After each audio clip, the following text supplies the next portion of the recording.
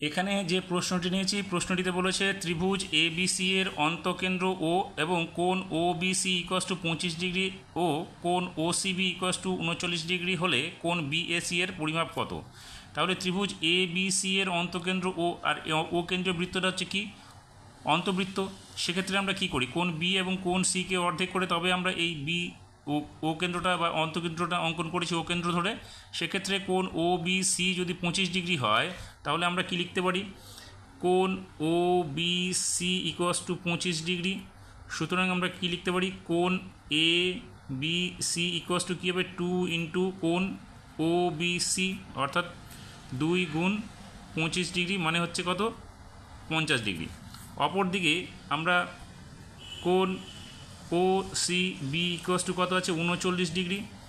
তাহলে আমরা কি লিখতে পারি যে কোণ এ সি বি হবে 2 ইন্টু কোণ ও সি বি, তার মানে কত হচ্ছে 2 গুণ 39 ডিগ্রি, অর্থাৎ এখানে কত হচ্ছে 9 দুগুণে 18, 3 দুগুণে 6 আর 1 7, অর্থাৎ 78 ডিগ্রি। তাহলে এবার আমরা কি পেয়ে গেলাম, কোণ বি এর মানটা পেয়ে গেলাম, কোণ সি এর মানটা পেয়ে গেলাম। তাহলে ত্রিভুজ এ বি সি এর কোণ বি এ সি যেই মানটা চেয়েছে, তাহলে 180 ডিগ্রি বিয়োগ কোণ বি প্লাস কোণ সি, তার মানে 180 ডিগ্রি বিয়োগ কোণ বি এর মান কত বের করেছি আমরা 50, তাহলে 50 যোগ কোণ সি এর মান কত 78 ডিগ্রি। তাহলে কত হচ্ছে 180 ডিগ্রি বিয়োগ দুটো যোগ করলে কত হচ্ছে 128 ডিগ্রি।